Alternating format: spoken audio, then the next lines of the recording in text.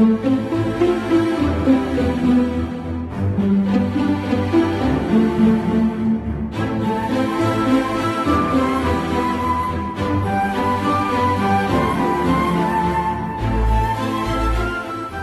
sujet du jour, les attentes. Nos attentes qui nous limitent. Pour nous en parler aujourd'hui, je rencontre Nancy Marcoux, qui est coach, entre autres, mais que je considère plus comme une leader de transformation intérieure.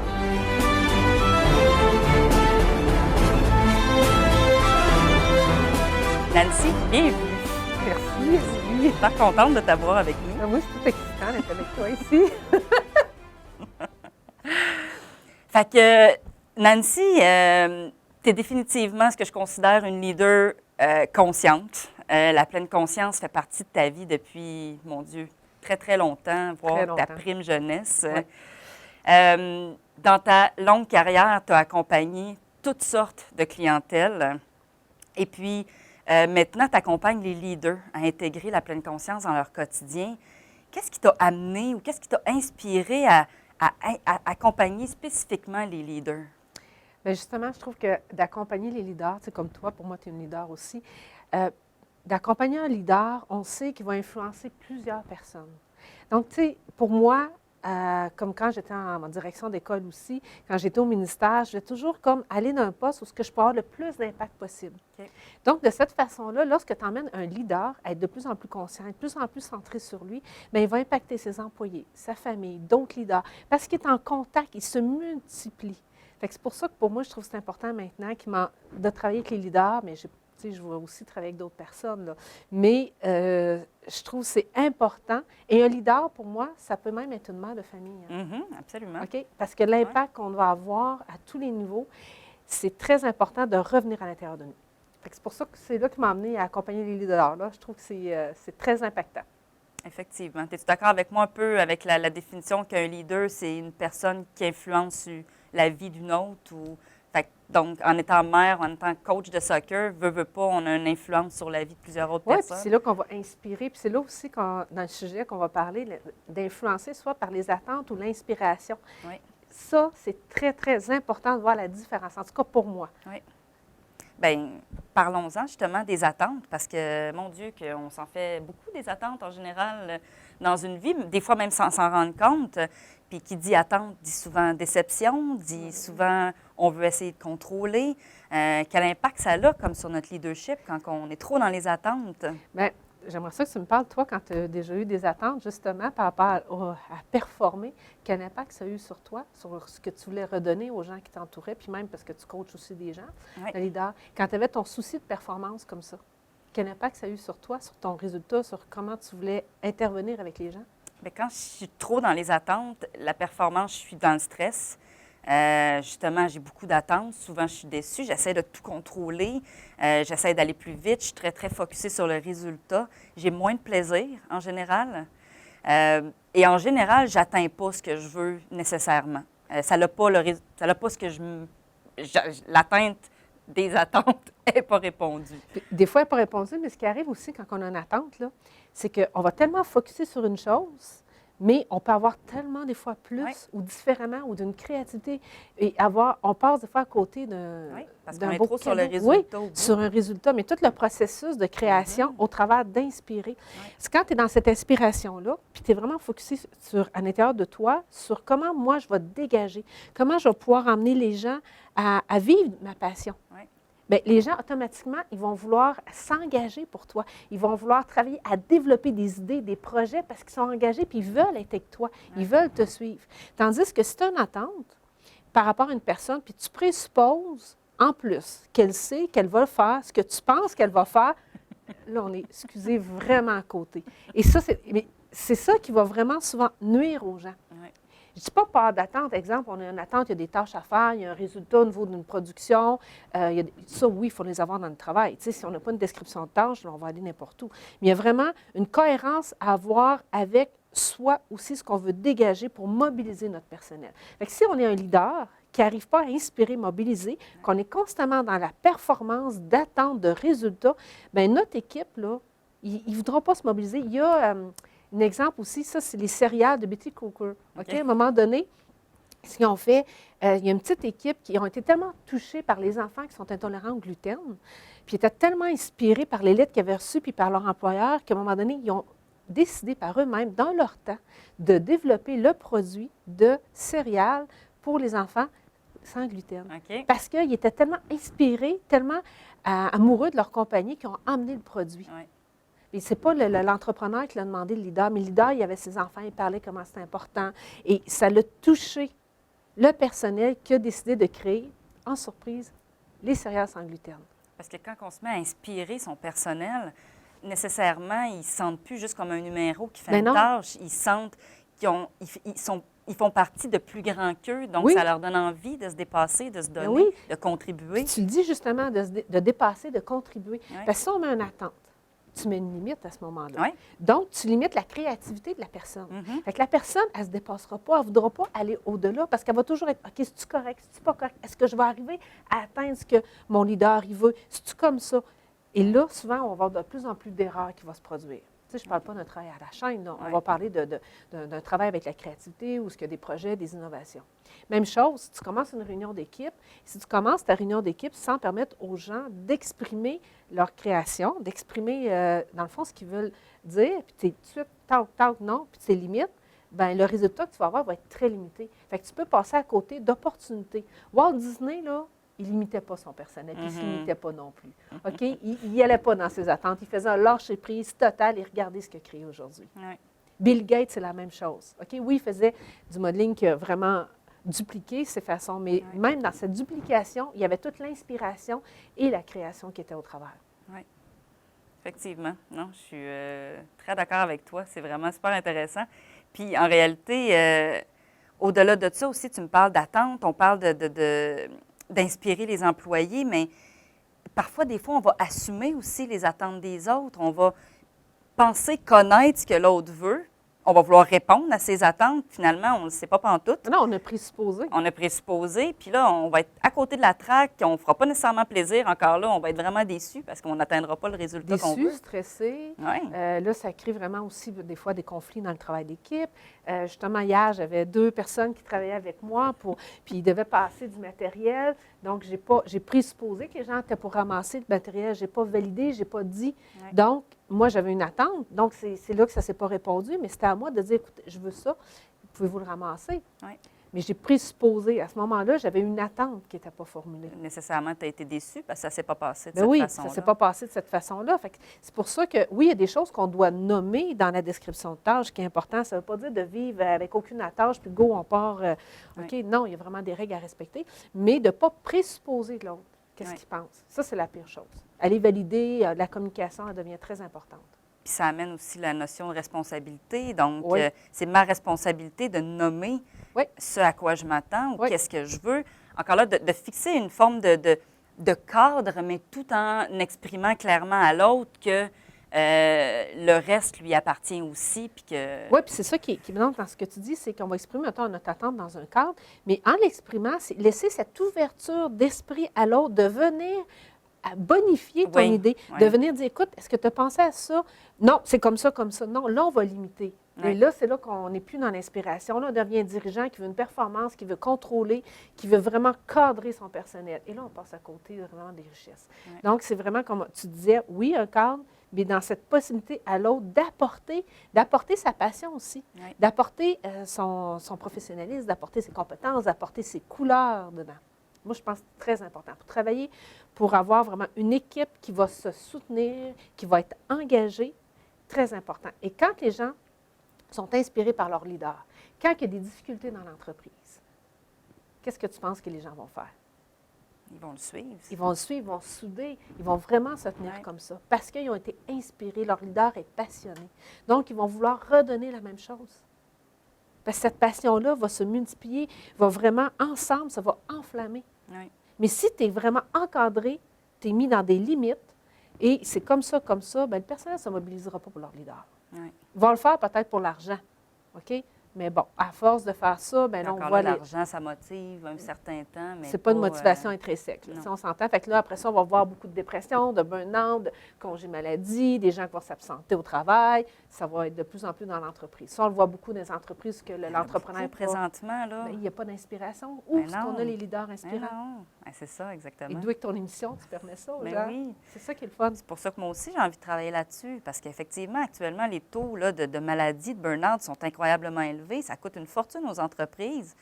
Puis malgré tout, très peu d'entre elles ont compris quoi faire pour améliorer le bien-être puis éviter ça. Puis effectivement, ça passe par les leaders, ça passe par... puis la pleine conscience, c'est un super outil aussi. Oui, puis si tu n'es pas dans la pleine conscience, bien, tu ne peux pas être inspirant. Tu ne peux pas non plus arriver à amener cette inspiration-là aux gens. Parce que si tu n'es pas présent, à l'écoute de toi dans ce que tu es, comment veux-tu inspirer? Si tu n'es pas dans ta passion, dans ton amour, dans ce que tu aimes, comment veux-tu inspirer? Puis comment être conscient de toi qui est en train d'avoir des attentes, puis de c'est ça, d'avoir cette perspective-là, exact. ce recul du témoin observateur qui voit, oh, OK, je suis en train d'avoir une attente. C'est pas que j'en ai pas, j'en ai des attentes aussi. Mais là, je me vois, oh, OK, je suis en train d'avoir une attente. Qu'est-ce que je mets tout de suite en place? OK? Parce que c'est important là, de valider, d'aller voir ça. Oui, réaliser que je suis dans le contrôle, réaliser que je suis juste focusée sur le résultat, que je ne suis pas dans le flow, que je ne suis pas dans le... C'est aussi le flow, là, c'est une notion que je trouve intéressante, d'être capable de travailler avec ce qui est là présentement, tant avec les autres qu'avec nous-mêmes. Là. Oui, puis ça, c'est, tu sais, des fois, on va avoir dans les entreprises quelqu'un, bon, est fatigué, l'autre, il vit de quoi, puis tu as toujours la personne qui va arriver pour donner le conseil. Oui, ah ben oui. OK, les fameux conseils. C'est pas juste dans les entreprises. Oui, c'est un peu partout, tu sais, donner des conseils, mais ça, c'est pas inspirant. Donner le conseil, c'est que tu présupposes que l'autre vit quelque chose que toi, tu penses, donc tu vas lui donner une solution, un remède que toi, tu voudrais vivre, mais tu n'es pas à l'écoute de l'autre, tu n'es pas en présence de l'autre. Donc, comment... Tu peux vraiment savoir ce que l'autre a besoin. Mais si toi, tu es inspirant, puis tu parles de toi, de ce que tu as vécu, comment toi, tu peux vraiment inspirer l'autre, être en santé, si c'est la fatigue, comment tu prends soin de toi, comment tu t'alimentes, comment tu prends les huiles pour te permettre d'être en santé, là, tu vas inspirer par ton exemple.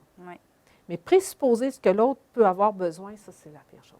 Oui, puis lui poser les questions parce que lui-même, c'est aussi de présupposer qu'il n'y a pas les moyens qu'il faut pour trouver ses propres solutions. Puis qu'est-ce que tu disais tantôt, il n'est pas responsable. On déresponsabilise la personne. Exact.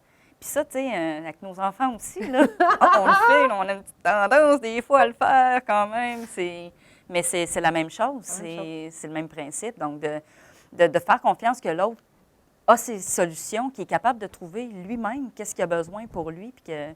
Mon Dieu, je n'ai pas la vérité absolue. Non, là. Comme tu disais, d'emmener la personne, la questionner. Oui. Tu sais, oui, croire que la personne a à l'intérieur d'elle ce qu'il faut, mais il ne faut pas non plus la laisser à elle-même. Comme tu as dit tantôt, c'est important d'emmener le questionnement pour inspirer, justement. Un bon leader inspirant va questionner, va emmener les gens dans leur créativité, va les emmener à se dépasser, va les emmener à créer. Mais ça va aussi par le dialogue, ça va pour l'exemple, ça va par le questionnement. Tu ne laisses pas la personne seule en disant, bien, écoute, je suis convaincue, tu sais, tu as tout à l'intérieur de toi. Débrouille-toi. Débrouille-toi. Non, effectivement. Tu portes tout en toi. C'est ça. Oui, c'est ça. Okay. Non, il y a un accompagnement, puis je pense que c'est ça, le leader inspirant, le leader conscient va élever son équipe, va élever ses gens en l'accompagnant, en les aidant justement à s'outiller, à se développer, à se connaître. Mais il faut d'abord que lui-même ait fait le cheminement. Oui, puis qu'il soit présent. C'est essentiel. Que cette présence-là à l'autre, à soi, c'est là que tu vas pouvoir, tu sais, quand tu vois que la personne, ses yeux illuminent, tu sais, comme là, présentement, tu es dedans, tu vois, tu es présente à moi. Bon, on le voit, cette luminosité-là. Bien, le leader qui est présent à lui va être présent à l'autre. Et c'est là qu'on peut créer et faire quelque chose qui va vraiment être extraordinaire ensemble. Puis parlons-en de la présence, parce que, tu sais, à cette heure, avec les médias sociaux, nos téléphones, les millions de rencontres, les courriels, la présence, des fois, est difficile. Tu sais, on est tellement préoccupé par autre chose que l'employé rentre dans notre bureau, puis est-ce qu'on est pleinement présent, puis est-ce qu'on est pleinement conscient de l'impact que notre manque de présence peut avoir sur l'autre aussi? Bien, c'est là que les attentes viennent aussi. Quand tu n'es pas pleinement présent, que tu es sur le pilote automatique, bien, tu ne vois pas ce qui se passe. Donc là, tu vas commencer à donner des tâches, donner des ordres, rentrer dans la performance. Tu n'es plus dans cette qualité-là de présence, ni envers toi. Et c'est vraiment à ce moment-là qu'on va voir les attentes de performance arriver. parce que tu n'es pas présent à toi, tu tombes sur le pilote automatique. Donc, face à toi-même, tu dois répondre à une tâche, exécuter, fait que là, ça fait un cercle vicieux. Fait qu'il faut vraiment apprendre à faire des pauses intentionnelles. Je ne sais pas si tu en as parlé dans tes autres capsules, mais les pauses intentionnelles de vraiment, oh, je m'arrête. J'en parle à ma formation, d'ailleurs. Donc, prenez sa formation parce que c'est très important, ces pauses intentionnelles-là, d'apprendre à faire ça dans votre quotidien, tous les jours, à chaque instant. Moi, j'en fais régulièrement des pauses intentionnelles, même si ça fait depuis 30 ans que je médite, que j'ai ça, parce que je dois apprendre à prendre cette pause de moi aussi, prendre ce regard observateur-là, où est-ce que je me situe pour être présente à moi. Sinon, ben écoute, je passe à côté, là, puis je tombe moi aussi sur le pilote automatique. Tu te lèves le matin, tu fais ton café, tu t'en vas, tu ne vois pas l'autre personne avec qui tu cohabites. Tu sais, ça peut être aussi simple que ça. Puis là, tu continues, puis là, la journée est passée. Tu sais. Puis tu passes d'une activité à l'autre en amenant toujours un peu l'énergie de le stress du travail, tu le ramènes à la maison, le stress avec le conjoint, tu le ramènes à... Donc, tu sais, de prendre ces pauses-là pour aussi faire des démarcations, des déconnexions. Oui, parce que si tu n'en fais pas comme ça, ces pauses intentionnelles-là, bien, tu l'accumules, tu l'emmènes avec toi, mais de toute façon, même si tu l'emmènes dans le moment présent, tu n'es pas dans ce que tu étais le matin dans la journée. Fait que ça ne sert à rien de l'emmener. Laisse-la à la porte, s'il faut. Trouvez-vous des trucs, mais en fait, c'est inutile. Là, maintenant, avec qui tu es, reste présent, puis vous allez voir que vous allez avoir des possibilités, vous allez créer des choses incroyables, parce que tout peut être là.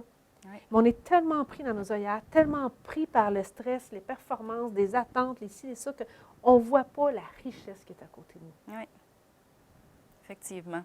Fait que dans la performance, dans la saine performance, de voir justement, de bien vivre le processus, puis d'être présent aux opportunités, d'être présent à tout ce qui peut s'offrir à nous.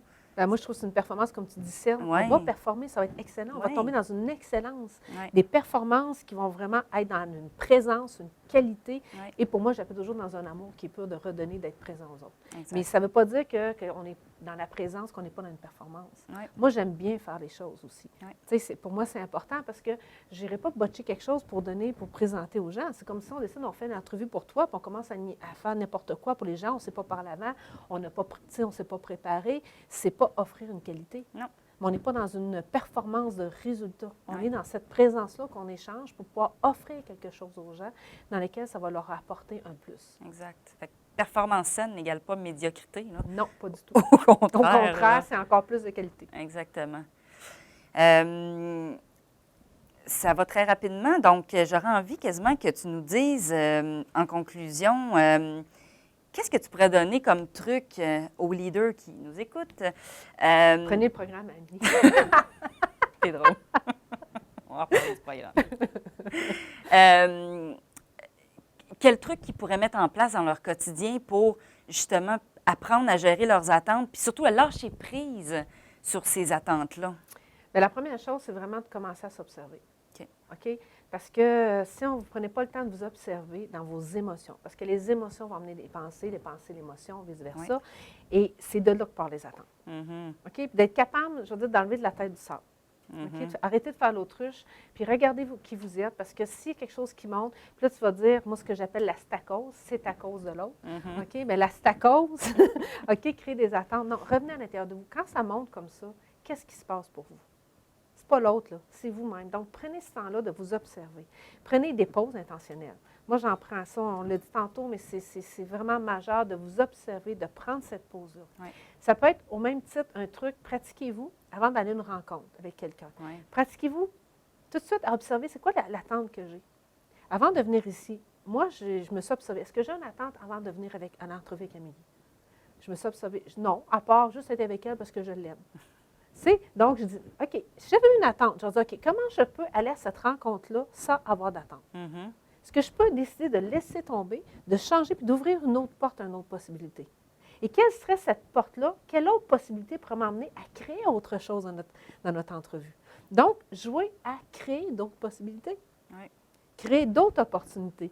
Donc, enlevez vos attentes, vos croyances, votre pensée à aller à un endroit. Pratiquez-vous à faire ça. Vous allez voir, c'est vraiment amusant. Se questionner finalement aussi dans l'observation pour voir les différentes possibilités. C'est vraiment super intéressant. D'ailleurs, c'est vrai, tu parles de ma formation. Oui, bien, on en a parlé un petit peu, mais j'ai une formation en ligne qui parle de performer sainement sans trop stresser au travail. Puis Nancy, on a définitivement couvert différents trucs qui se retrouvent là-dedans. Donc, c'est quelque chose qui vous intéresse puis que vous voulez aller plus loin là-dedans parce que, justement, le hamster tourne vite, les attentes, vous êtes peut-être constamment déçus, vous aimeriez ça performer autrement, puis que ce que vous avez entendu aujourd'hui, ça vous inspire à vouloir aller plus loin. Alors, je vous encourage fortement à acquérir, à acheter la formation en ligne. Laissez-vous inspirer, Patrick. Laissez inspirer, voilà. Hey, merci beaucoup. Bien, merci à toi. Vraiment, super beau moment, puis toujours inspirant de parler avec toi, belle leader consciente. Merci. Merci.